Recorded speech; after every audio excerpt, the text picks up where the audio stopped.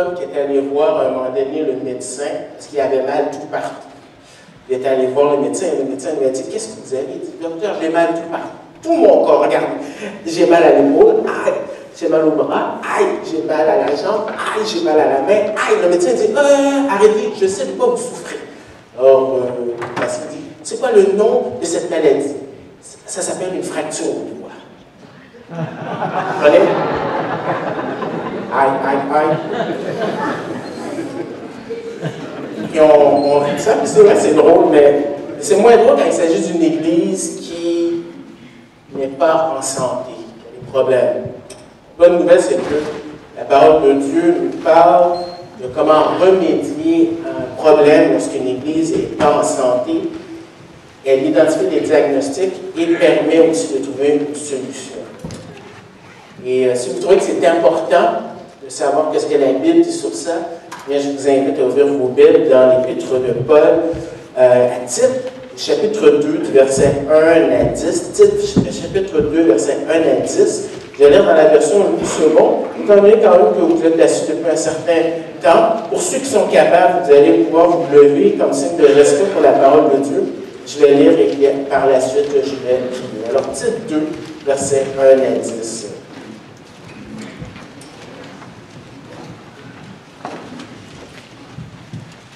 Pour toi, dis les choses qui sont conformes à la saine doctrine.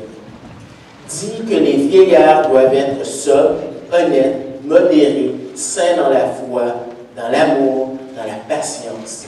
Dis que les femmes âgées doivent aussi avoir l'extérieur qui convient à la sainteté, n'être ni médisantes, ni adonnées aux excès du vin, qu'elles doivent donner de bonnes instructions dans le but d'apprendre aux jeunes femmes à aimer leurs maris et leurs enfants, être retenues chastes, occupées aux soins domestiques, bonnes, soumises à leur mari, afin que la parole de Dieu ne soit pas calomniée.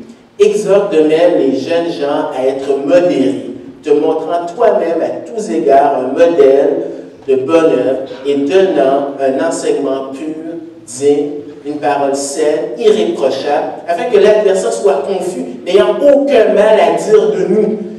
Exhorte les serviteurs à être soumis à leur maître, à leur plaire en toutes choses, à n'être point contredisant, à ne rien dérober et à montrer toujours une parfaite fidélité, afin de faire honorer en tout la doctrine de Dieu, notre Sauveur. Seigneur, c'est ta parole qui transforme, permet que cela puisse porter des fruits dans nos vies, afin que le monde à l'extérieur puisse être attiré à toi. Nous demandons ces choses-là dans le nom de ton Fils Jésus. Amen. Alors, merci beaucoup, vous asseoir. Alors, ce matin, j'ai décidé d'intituler mon message « Des instructions saines aux membres de l'Église ». Des instructions saines aux membres de l'Église. Et je vais avoir avec vous des instructions qui concernent 3 types de catégories d'individus. Alors, la liste, elle n'est pas exhaustive, mais Paul a choisi 3 groupes. Le premier groupe, c'est que c'est des instructions qui sont données aux personnes aînées, pour les personnes aînées de l'Église, du verset 2 jusqu'au verset 4a.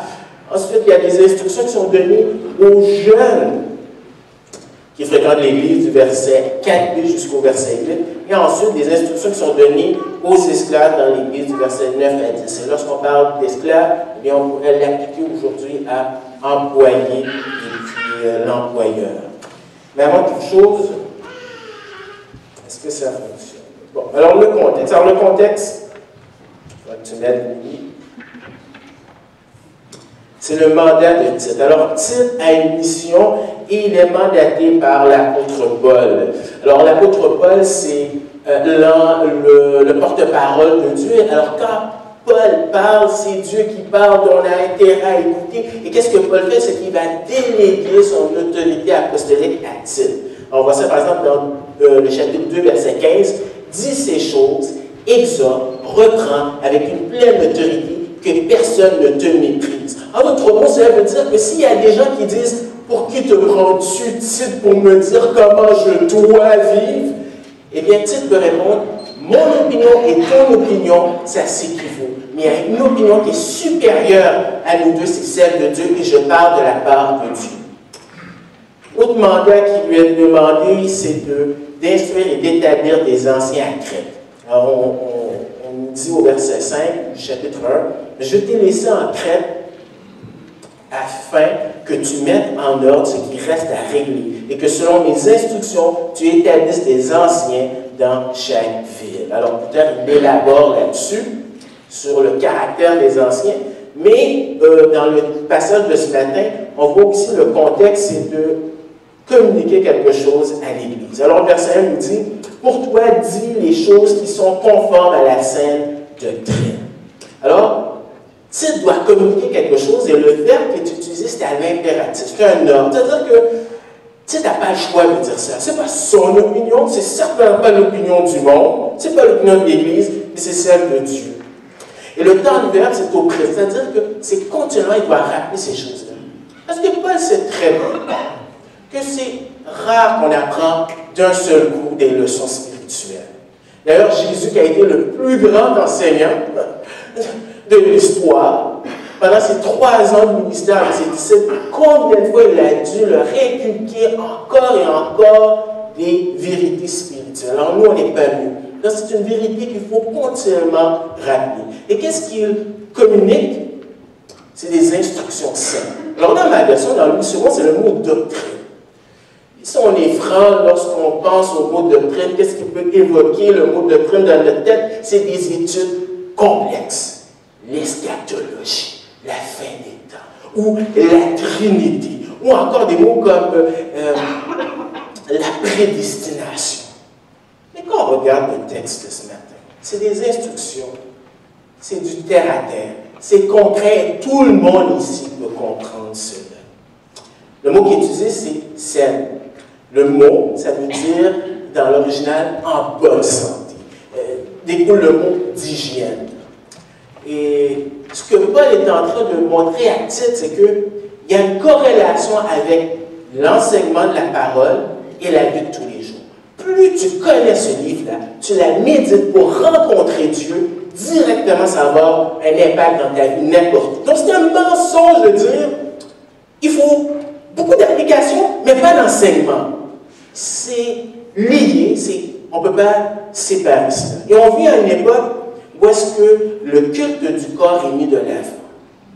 Dans presque n'importe quelle chaîne de télévision, quelque part en 24 heures, vous allez voir une émission de cuisine, de santé et d'avis sur un médecin qui vous dit des choses par rapport à comment être en meilleure santé. C'est vrai que c'est important, mais quand on met les choses en perspective, Paul dit dans 1 Timothée 4, verset 8, il dit « Exerce-toi à la piété, car l'exercice corporel est utile à peu de choses, tandis que la piété est utile à tout. Elle est la promesse de la vie présente et de celle qui est à venir. » À quoi ça sert d'être la personne le plus en forme? Parce que tout au tard, tu vas mourir, et si tu ne connais pas Dieu, tu vas aller en enfer. Et si les gens étaient aussi obsédés de vérifier qu'est-ce qui se passe dans leur vie spirituelle, comme le monde présent pour notre corps, il y aurait des impacts. Et ça, c'est en contradiction avec ce qui a été mentionné avant, titre 1, verset 10 à 16. Parce qu'au verset 1, on nous dit « pour toi », mais littéralement, on peut dire « mais toi ». Donc, il y a une conjonction qui fait opposition à ce qui a été dit avant. Qu'est-ce qui a été dit avant? Eh bien, je lis pour vous. Il y a en effet, surtout parmi les circoncis, beaucoup de gens rebelles, de vains discoureurs et des séducteurs auxquels il faut fermer la bouche. Ils bouleversent des familles entières, enseignant pour un gain honteux ce qu'on ne doit pas enseigner. L'un d'entre eux, leur propre prophète, a dit « Crée-toi, toujours menteur, méchante bête, ventre paresseux. » Ce témoignage est vrai. C'est pourquoi reprends-les sévèrement afin qu'ils aient une foi saine et qu'ils ne s'attachent pas à des fables judaïques et à des commandements d'hommes qui se détournent de la vérité. Tout est pur pour ceux qui sont purs, mais rien n'est pur pour ceux qui sont souillés et incrédules. Leur intelligence et leur conscience sont souillées. Ils font profession de connaître Dieu, mais ils le renient par leurs œuvres étant abominables, rebelles et incapables d'aucune bonne œuvre. Il y avait des gens dans l'Église qui donnaient du poison, du cyanure, du légalisme aux membres de l'Église, et ça bouleversait les gens. Si vous voulez savoir l'impact d'une fausse doctrine dans la vie des gens, entendez le témoignage des gens qui sortent de sectes. comment ils sont affectés émotionnellement, spirituellement, financièrement. Et Tite doit être différent de ces gens-là. Donc c'est sérieux ce que Tite dit. Il ne va pas parler de la pluie du beau temps. C'est une question de vie et de mort. Et c'est dans ce contexte-là qu'il va commencer ses instructions. Et la première instruction, vous dit, des instructions qui sont données aux aînés de l'Église. Et oui, les aînés ont leur place dans l'Église. Peut-être ça peut vous sembler évident, mais ça n'a pas toujours été le cas. Comme moi, je sais que quand j'étais aux études, à un moment donné, il y avait une vague, il y avait plusieurs églises qui étaient implantées sur l'île de Montréal. Une des caractéristiques de ces églises-là, c'est que c'est des églises de jeunes, pas de vieux. Je connais même quelqu'un qui est allé voir sa fille dans une de ces églises et les gens à l'accueil lui ont dit « Madame, probablement vous vous trompez d'église, l'église que vous cherchez, c'est au coin de la rue. » Il y a une autre église que, quand j'étais aux études, je suis allé une fois, et la caractéristique, c'est que c'était tous des célibataires, juste des jeunes. Et cette église-là, elle dit, parce que tu ne restes pas jeune toute ta vie, un jour tu grandis, tu te maries. Malheureusement, on vit dans une société où pour beaucoup de personnes, les aînés, c'est considéré comme un boulet de canon, un poids pour la société. Ça coûte de l'argent. Qui fait en sorte que des fois, tu entends des témoignages à la télévision de personnes qui sont placées. Alors, mon but, ce n'est pas de dire qu'il faut placer ou non les personnes âgées, mais c'est leur témoignage. Des fois, il y a des gens qui disent qu'ils sont tout seuls, personne ne vient les visiter.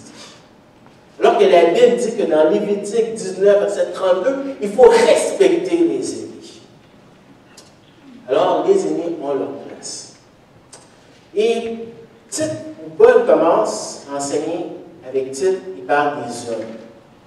Alors, le mot qu'il utilise ici, c'est vieillard.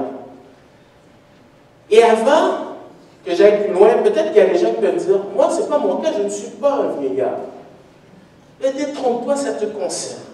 Parce que tôt ou tard, tu vas vieillir. Et si tu n'es pas convaincu de cela, attends 10 ans pour regarder dans ta photo ton album quand tu as quitté le secondaire et tu vas voir comment il y a des changements dans ta vie. Et la question que tu dois te poser, c'est quel type de personne je veux devenir quand je vais être vieux? C'est quoi ça ressemble un homme et une femme qui apprend à lire la parole, à méditer la parole, qui est en amour avec Dieu, et qu'au fil des années, à quoi ça ressemble? C'est quoi le portrait? Et si tu veux voir, si tu désires être comme Dieu demande quand tu seras plus vieux, là, tu as intérêt aussi à écouter aussi cela. Alors les hommes, au verset 2, on vous dit que les vieillards doivent être sobres, honnêtes, modérés, saints dans la foi, dans l'amour et dans la patience. Alors le mot vieillard, c'est un mot qui est utilisé 3 fois dans la Bible seulement. Et c'est utilisé pour Paul dans son épître de Philémon au verset 9. Donc on pense qu'avec des documents qui sont extra-bibliques, on pense que vieillard c'était entre 50 et 60 ans. Alors ça n'exclut pas les gens qui sont plus vieux, mais 50 ans et 60 ans. Donc, si tu te trouves dans ce spectre, eh bien, tu as intérêt à écouter. Mais même si tu n'es pas dans ce spectre-là, et qu'un jour tu auras 50 ans et 60 ans et plus, tu as aussi intérêt à écouter. Alors, Paul dit que les vieillards doivent. Alors, c'est un infinitif avec l'idée d'un ordre, un principe. Voici le pattern que tu devrais exposer aux gens si tu as cet âge-là. Alors, c'est une série de caractéristiques qu'on vient de lire. Le problème, c'est quand on lit des listes, comme 1 Corinthiens 13, ou Galates 5, par des fruits de l'esprit. Si on est honnête, on peut se dire, on peut tomber dans 2 pièges. Je ne sais pas, un piège, c'est, oui, j'avoue que ce n'est pas moi ça. Donc, d'autres mots, j'abandonne. Mais tu ne peux pas faire ça parce que Dieu te demande de faire ça, d'agir comme ça. Donc, si tu ne portes pas ces fruits-là, tu es en train de pécher. Mais l'autre piège, c'est de... Tu retrousses tes manches et dire, bon, à partir d'aujourd'hui, là, l'amour, la patience, la patience. Mais ça aussi, c'est un piège, parce que tu utilises par tes propres forces et ça devient du légalisme et de la moralité et ça n'a rien à voir. Dieu n'est pas intéressé par ça. La clé, c'est de reconnaître que tu n'es pas capable par toi-même, mais heureusement, le même Dieu qui t'a sauvé, qui a transformé ton cœur de pierre en cœur de chair, va te donner les outils pour pouvoir développer ces fruits-là. Donc la clé reste toujours la confiance, la foi en Dieu, de s'approprier les ressources que Dieu te donne. Ensuite, cette liste-là, s'il fallait l'élaborer, on serait là jusqu'à demain. Donc je vais faire un survol, donner un portrait de cette liste. Ensuite, qu'est-ce qui rend aussi complexe cette liste-là, c'est que c'est traduit de différentes façons selon les versions de vos Bibles. Donc souvent, je vais faire référence à l'original pour que vous compreniez un peu l'idée. Alors, je vous donne la liste très vite. Le premier, c'est être sobre. Alors, c'est plus que ne pas être adonné au vin, mais c'est d'avoir un jugement qui est clair, qui a une certaine... On a une maîtrise de soi. Il n'y a rien de pire que de voir un homme âgé qui n'a pas le contrôle de soi. Alors, avant que j'ai des enfants, j'ai appris une expression qui semble québécoise, c'est-à-dire « arrête de faire le bacon ». Vous voyez, les enfants qui ont leur crise. Mais c'est triste quand quelqu'un âgé n'arrive pas à contrôler ses émotions. Laissez-moi vous dire quelque chose. Si tu n'arrives pas maintenant à avoir la maîtrise de soi, c'est pas quand tu auras des cheveux blancs ou tu auras moins de cheveux que tu vas être capable de maîtriser. Donc, c'est maintenant. Donc, caractéristique sobre, honnête. C'est-à-dire que ton caractère, ton comportement fait en sorte que ça dégage du cercle, d'arbitre du grave. C'est-à-dire, tu es quelqu'un de sérieux. Ça ne veut pas dire que tu n'as pas de sens de l'humour, mais dans ta marche avec Dieu, tu le vois, il y a un aspect de dignité, comme dans Proverbe 31 qu'Annabelle a mentionné. On parle de modérer. Tu évalues, tu juges, tu mets en application ce que la parole de Dieu dit. Et les trois autres caractéristiques, la foi, l'amour et la patience, c'est associé avec le mot saint. C'est-à-dire, comment tu évalues ta santé spirituelle? Alors, Dieu donne des affaires, Paul dit des choses très concrètes. Saint dans la foi. C'est-à-dire que plus tu avances avec Dieu dans ta vie chrétienne, tu as expérimenté des choses sur Dieu et tu sais de quoi tu parles. Tu ne dis pas le psaume 23, l'Éternel est mon berger, ne me manquerai de rien comme d'habitude. Tu l'as vraiment vécu, tu sais que c'est ton berger, tu crois qu'est-ce que le psaume dit, goûtez et voyez que l'Éternel est bon. Il y a quelque chose dans ta vie qui démontre quelque part que tu fais confiance. Au lieu d'être cynique avec le temps, au contraire, tu sais de quoi tu parles. Tu n'es pas un hypocrite parce que tu vis une relation avec Dieu et à travers les années, tu peux reculer et dire oui, il a été fidèle dans les bons et dans les mauvais moments. Comment tu évalues quelqu'un qui est bien spirituellement aussi, saint dans l'amour? Parce que tu as expérimenté l'amour de Dieu, ça déverse sur toi, tu vas déverser sur les autres. Un homme âgé dans la foi devrait, année après année, avoir de l'amour envers tout le monde. C'est comme ça qu'on l'a décrit dans les documents qui ne sont pas dans la Bible sur l'apôtre Jean. On disait que Jean était quelqu'un qui aimait. Et pourtant, comme vous disiez l'histoire de Jean, Jean c'était celui qui voulait que la foudre tombe pour tuer les Samaritains. Finalement, on voit aussi un autre aspect de sa santé, c'est dans la patience. Mais j'aime pas trop ce mot. Parce que patience, on a cette idée que la personne est passive. Alors que dans l'original, c'est demeurer seul. Donc, c'est mieux traduit persévérance. C'est quelqu'un qui reste fidèle. Parce que la vie chrétienne, ce n'est pas un sprint, c'est un marathon. Et de dire, comme l'apôtre Paul a dit à Timothée, j'ai combattu le bon combat de la foi. Parce qu'il y a plein d'exemples de la Bible des gens qui partent comme ça et qui chutent à la fin. Alors, ça, c'est des caractéristiques qu'on sont à développer. Et ces caractéristiques-là sont complètement différentes du monde. Alors, il y a un homme qui a écrit ceci par rapport aux personnes qui sont âgées.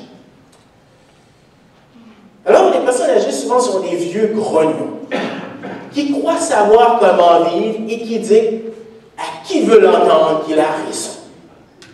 C'est quelqu'un qui vit du souvenir du passé glorieux pour dire aux jeunes combien les temps sont moches. C'est quelqu'un, il a mentionné, il n'y a rien de pire qu'un chrétien âgé devenu cynique et pas capable de se confier dans la puissance de Dieu. Oh, écoute là, t'es excité pour Dieu, là, attends, tu vas voir. Oh, la vie chrétienne, là, finalement, Dieu, là, quand vient le moment, il laisse tomber, tu deviens cynique. Il n'y a rien de pire qu'un chrétien âgé qui reste dans sa vie passée. Oh, dans le bon vieux temps, j'étais proche de Dieu. Oh, dans le bon vieux temps, j'avais une bonne intimité avec Dieu. Excusez-moi, je pensais que quand Dieu t'a sauvé, c'est la vie éternelle. Et la vie éternelle, elle commence dès maintenant. Et tu n'as pas besoin d'attendre au ciel pour vivre quelque chose d'extraordinaire. Il faut faire attention, ça c'est le monde. Alors si, mesdames, vous étiez en train de toucher le coude de votre mari et de dire « Ah, écoute! » Mais Paul s'adresse aussi à vous, mesdames. C'est 3-4.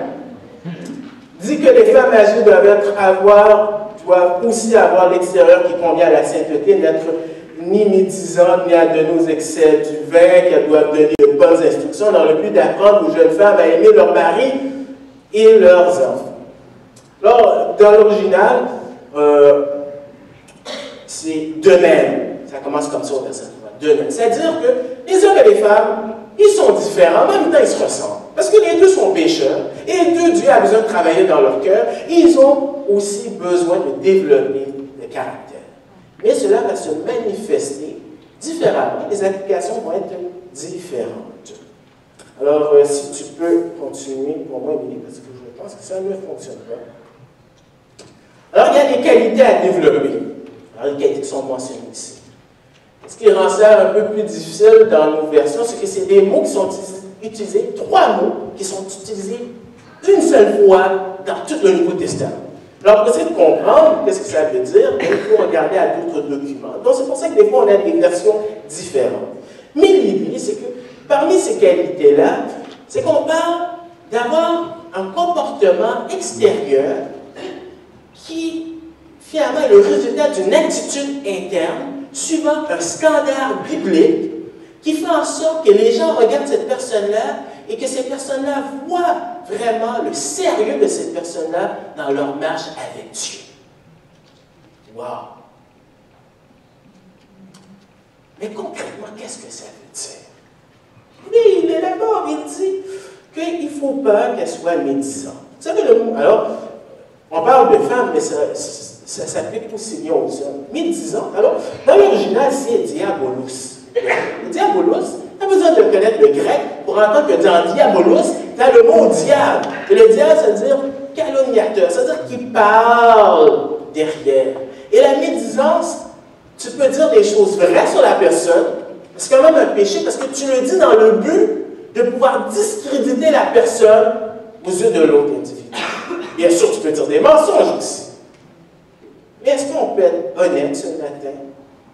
L'histoire de l'Église montre que souvent les églises ne sont pas détruites à cause des hérésies, mais les églises sont souvent divisées à cause de la langue. Et laisse-moi te dire que si tu n'arrives pas à maîtriser ta langue maintenant, ce n'est pas dans 10 ans puis dans 20 ans que tu vas pouvoir la maîtriser ta langue. Ça met juste avec la rancune. Si tu n'arrives pas à régler tes problèmes maintenant, ce n'est pas dans 20 ans, quand tu as des cheveux blancs, tu seras libre de ces choses-là. Alors, il poursuit, non seulement que cette femme-là, il faut qu'elle ne soit pas médisante, mais ni adonnée au vin.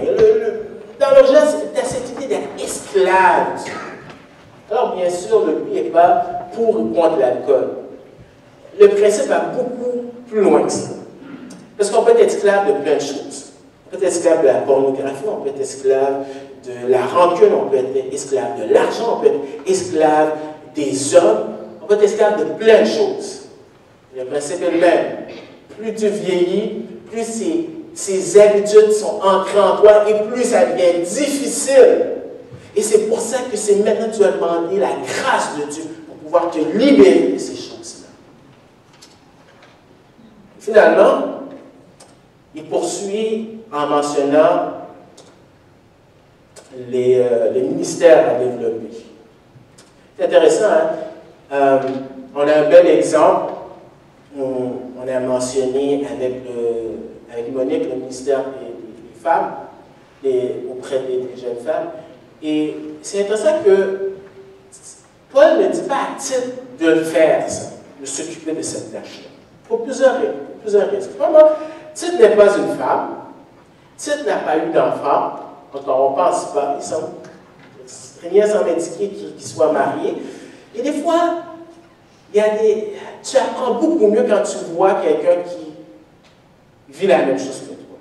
Je me souviens quand j'étais aux études, il y avait un jeune homme qui avait décidé de rassembler beaucoup de jeunes pour faire une étude sur les fréquentations. Il avait même commencé à vouloir, alors, au début, il voulait écrire un livre là-dessus. Et puis il disait exactement, bon voici, à la troisième rencontre, eh bien, tu devrais juste mettre ta main sur l'épaule. À la 10e rencontre, tu devrais faire telle chose. Sauf que le problème, il n'avait jamais sorti avec quelqu'un. Mais tu n'es pas marié. Puis il donnait des conseils sur comment élever les enfants, puis il n'y avait pas d'enfants.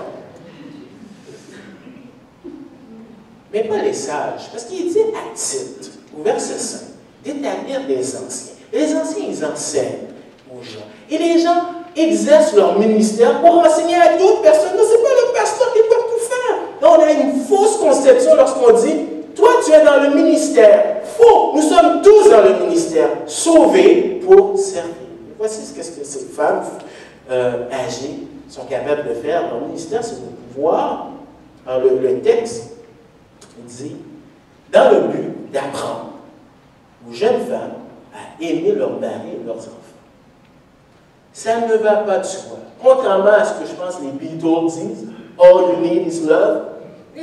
Non. Pour plusieurs raisons, parce que ces femmes-là, à l'époque, ils n'avaient pas le choix. Tu te maries avec telle personne. Non. Il n'y a pas cette lune de miel que nous vivons aujourd'hui. Tu vois, ces femmes-là, leur but, c'était de faire des enfants. Alors, c'est un peu difficile dans ce contexte-là de vouloir aimer tes enfants. Dans cette société-là aussi, les hommes pouvaient aussi avoir plusieurs concubines. Mais vous savez, rien n'a changé. On vit dans une époque où est-ce qu'on te dit qu'aimer, c'est des émotions. Je connais quelqu'un qui m'a dit il n'y a pas si longtemps que ça, séparé avec de son conjoint. Et quand je lui ai demandé mais comment les enfants vivaient ça, eh bien, elle a expliqué ceci à ses enfants. J'ai expliqué à mes enfants que papa et maman, on s'aime. Alors l'enfant, qu'est-ce qu'il a? C'est que si tu n'aimes pas, tu abandonnes.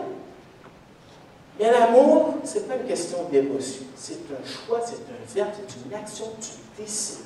Et il y a des journées où est-ce que peut-être tu t'imagines que tu vas marier le prince charmant, qu'il n'y aura aucune faute en lui. Tu t'imagines que tes enfants, ils vont sortir de l'hôpital, ils vont faire leurs 12 heures, ils vont se réveiller, ils vont encore dormir. On s'imagine plein de choses, et quand la réalité frappe, ça frappe dur. Mais Dieu est bon, il a prévu qu'il y a des femmes qui ont passé par-dessus cela et qui sont matures pour expliquer et pour enseigner aux églises. Alors, ça c'est les femmes. Mais il y a des instructions aussi qui sont données aux jeunes dans l'Église. Alors, je relis pour vous au verset 4b, dans le but d'apprendre aux jeunes femmes à aimer leur mari et leurs enfants, être retenues, chastes, occupées aux soins domestiques, bonnes, soumises à leur mari, afin que la parole de Dieu ne soit pas perdue. Alors, les jeunes aussi ont leur place dans l'Église. Ne soyez pas surpris de cela, parce qu'il arrive que des gens, pour eux, les jeunes n'ont pas leur place dans l'Église. Il y a un pasteur qui m'a raconté, alors il y a c'est Yves qui m'a raconté cette histoire-là, qu'il y avait des personnes âgées qui cherchaient un réveil dans leur Église, parce qu'il n'y avait pas de jeunes, ils avaient besoin d'être revitalisés. Puis, Seigneur, envoie des jeunes, fais quelque chose. Et le Seigneur a répondu. Mais c'était des gens qui n'ont pas grandi à l'Église. trouve des gens avec des tatous, avec des coupes de jeans, des bottes de motard. Et la réaction des gens, c'est « Merci, mais non, merci, quittez notre assemblée. » Et l'Église, le corps de Christ est merveilleux. Il y a des gens de différentes cultures, différents arrière-plans. Et les jeunes ont aussi leur part dans l'Église. Les femmes, dont on l'a mentionné, dans le rôle d'épouse et de mère, on ne va pas revenir là-dessus. Mais aussi, ils ont des caractéristiques à développer. Vous savez, hier, il y avait une émission qui passait à Télé-Québec, on parlait du mouvement féministe. Et il y avait des choses bonnes et mauvaises là-dedans. Mais souvent, on met une étiquette sur les chrétiens.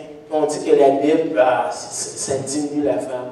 Au contraire, dans la Bible, dès la jeunesse, l'homme et la femme sont créés à l'image de Dieu. Dans Galates, il dit, Galates 3, verset 28, il dit, il n'y a ni homme ni femme. C'est révolutionnaire. Et dans l'histoire de l'Église, on voit comment la chrétienté a fait un impact par rapport au rôle des femmes. Et les caractéristiques, très vite, à être retenu au verset 5, c'est le même mot que modéré, être chaste, la pureté. Alors que, de nos jours, qu'est-ce qu'on dit? C'est comme, c'est pas juste les hommes qui peuvent coucher avec plein de femmes. Les femmes aussi peuvent coucher avec plein d'hommes. C'est la pensée du monde. Occupés aux soins domestiques, donc, ils ne sont pas paresseuses. Comme dans Timothée, il mentionne qu'ils sont oisifs, mais au contraire, ils prennent soin, ils ont un ministère auprès de la famille, et bien sûr, bonnes, et bien sûr, le mot qui tue, soumises à leur mari. Et des fois, il y a des mots dans la Bible que si tu ne prends pas le temps d'expliquer, les gens ont déjà une idée là-dessus. Heureusement, si vous allez sur le site de l'Église, dans la section d'Éphésiens, Philippe a parlé sur ça. Alors, je vous réfère dans Éphésiens 6 pour regarder cela, parce qu'on n'a pas le temps, mais je voudrais juste mentionner deux choses. La première, c'est tôt. C'est à la voix moyenne. C'est-à-dire que c'est le sujet qui subit lui-même l'attitude. C'est-à-dire que c'est l'attitude des femmes d'avoir cela. Et que ce même mot est utilisé pour Jésus qui a été soumis au Père. Pourtant, Jésus et le Père avaient une relation intime et Jésus était égal à Dieu. Donc, on parle de rôle distinct, mais on ne parle pas de supériorité écraser l'individu. Et la raison, c'est afin que la parole de Dieu ne soit pas canonique, dont le témoignage. Mais, il y a aussi des instructions pour les hommes. Émilie? Alors, 6 à 8. Alors, tu peux faire 1 et 2. Or, le rôle, les instructions pour les hommes, c'est d'exhorter à se comporter sagement. L'exhortation, c'est l'encouragement. Si vous avez déjà été dans une équipe sportive, vous savez qu'est-ce que ça veut dire. Moi, j'ai joué à un sport pendant une dizaine d'années. C'était un sport qui s'appelait la crosse. Et on était en finale dans ma ville natale, à Pointe-aux-Trembles. On tirait de l'arrière 7 à 6. Mais la foule criait, puis encourageait, nous encourageait. C'est comme si ça devient le 7e joueur sur le terrain. Puis on l'a remporté. Et c'est tellement important dans l'Église d'avoir des Barnabas, des gens qui encouragent. C'est tellement facile de critiquer. Mais d'encourager, ça fait toute une différence. L'impact qu'on peut avoir pour encourager. Encourager au niveau de l'enseignement, mais aussi encourager au niveau aussi de comment tu vis. Tu sais, il y a un pasteur écossais, Robert Murray McShane, qui a dit « Mon assemblée, ce qu'elle a le plus besoin, c'est de voir ma sainteté. » Parce que tu peux parler autant que tu veux, mais les gens t'observent. Vos enfants vous observent, même s'ils disent rien, ils vous observent. On s'observe. Vos voisins vous observent. On s'observe. Et comment tu vis ta vie chrétienne va parler très fort. Et les gens vont voir c'est une contradiction qu'est-ce que tu dis? Donc, tu as un modèle présent. Donc, c'est des instructions aux jeunes de l'Église. Et finalement, le dernier point du verset 9 à 10, on a des instructions qui sont données pour les esclaves dans l'Église. Verset 9 à 10, tu peux mettre les points clés.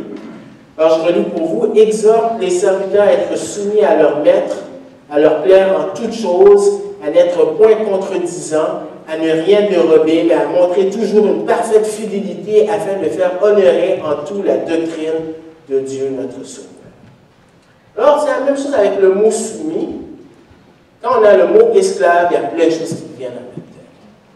Et je n'ai pas le temps d'élaborer tout ça, mais vous pouvez aller sur le site de l'Église parce que j'ai prêché sur ce texte-là amplement pour expliquer c'était quoi la vie d'esclave à cette époque-là, c'est quoi la différence avec ce que les Noirs ont vécu, la traite d'esclavage des Noirs entre l'Europe, l'Amérique et l'Afrique, et comment l'Évangile a fait une différence dans le milieu de l'esclavage. On n'a pas le temps d'élaborer là-dessus, mais l'application, eh bien, ce serait l'équivalent de l'employé avec l'employeur. Et remarquez, c'est un encouragement, être un exemple de travail par l'attitude. Le mot qui est utilisé, c'est le mot soumis. Alors, il dit exhorte les serviteurs, mais littéralement, c'est tout là, c'est esclave. Être soumis, c'est un terme militaire, à leur maître, à leur plaire, en toutes choses. Je pense qu'Éphésiens dit même que lorsque tu fais quelque chose, c'est pour Dieu même que tu le fais. Donc, ça veut dire qu'au travail, un chrétien devrait être différent des autres. Un chrétien devrait être honnête. C'est-à-dire ne pas voler. Tu prends une pause, normalement la pause c'est 10 minutes, mais tu fais exprès de l'étirer à 20-30 minutes. Un chrétien devrait s'arranger à l'heure. Un chrétien devrait s'arranger à ne pas dire des choses mal de son patron. Ça ne veut pas dire que tu acceptes tout ce qu'il dit. Ça ne veut pas dire aussi que tu n'utilises pas les ressources qui sont à ta disposition. Tu as ton syndicat, tu as les règles. Si tu n'aimes pas le travail, bien quitte-le. Mais si tu es là, tu dois être différent des autres. Quand j'étais au Nouveau-Brunswick, je travaillais dans pour Bell, service à clientèle pour Internet, et c'est incroyable comment les employés se plaignaient à tous les jours. C'est facile de tomber dans cette routine et tu dois être différent. L'autre point, si tu peux avancer, Émilie. Alors, les raisons, verset 10, c'est honorer Dieu, servir de témoignage. Alors, le mot honorer, c'est lié avec cosmétique. C'est beau. C'est cette idée d'arrangement qui fait en sorte que les gens sont attirés. Parce que ton lieu de travail, c'est ton lieu où est-ce que tu exerces ton ministère. On parle de déjeuner pour inviter les gens. Mais moi, je ne peux pas inviter vos collègues, je ne les connais pas. Mais eux, vous connaissez. Eux voient vraiment si vous êtes cohérent dans ce que vous êtes en train de dire. Donc, il y a vraiment un ministère incroyable au travail. C'est un lieu d'opportunité pour témoigner. Alors, en conclusion, on a fait ça vite, mais comme on a l'idée qu'on a vu des instructions pour les aînés dans l'Église, des instructions pour les jeunes, des instructions pour les employés, qu'on pourrait dire. Alors, ce texte, c'est plus qu'une série d'instructions. C'est pas « fais ceci, fais cela, fais ceci, pas comme ça ». Parce que ça, c'est du légalisme. Bien au contraire, ce texte-là, nous présente l'Évangile, si tu peux aller au prochain point. C'est l'impact de l'Évangile dans toutes les classes de la société. Vous savez, l'Évangile, c'est une bonne nouvelle. La bonne nouvelle, c'est que tu n'es plus ennemi avec Dieu. Et Dieu transforme ta vie. Maintenant, pour vous montrer à quel point Dieu transforme votre vie, c'est comme si vous vouliez décorer votre chambre de tapisserie. Vous demandez à Jésus, vous donnez un contrat à Jésus. Jésus, j'aimerais que tu tapisses mon mur, s'il te plaît. Et vous partez dîner, vous revenez, et tout d'un coup, la maison est démolie. Vous dites, mais Jésus, qu'est-ce que tu as fait? Je t'ai demandé de juste mettre une tapisserie. Et Jésus vous répond, non, non. Ce que tu as besoin, c'est d'écraser tout le fondement et de reconstruire. C'est ça que Jésus veut faire. Jésus ne veut pas juste rajouter des règles dans votre vie. Il veut qu'il y ait un changement de paradigme. On appelle ça la repentance, un changement d'attitude, un volte-face. Et ça, tu le vois à travers les fruits. Finalement, c'est le portrait d'une Église en santé où chacun a sa place. Et il n'y a personne ici qui peut dire, bon, l'Église, ça c'est l'affaire des anciens, c'est l'affaire des musiciens. Moi, je suis trop vieux, moi, je suis trop jeune. Non, tout le monde a sa place. La question qu'on doit se demander, es-tu en santé, en bonne santé? Et si tu ne l'es pas, il y a une solution à ça. Tu demandes pardon à Dieu, tu te repens, et tu demandes à Dieu, par la foi, d'utiliser les ressources qui t'ont données pour que tu sois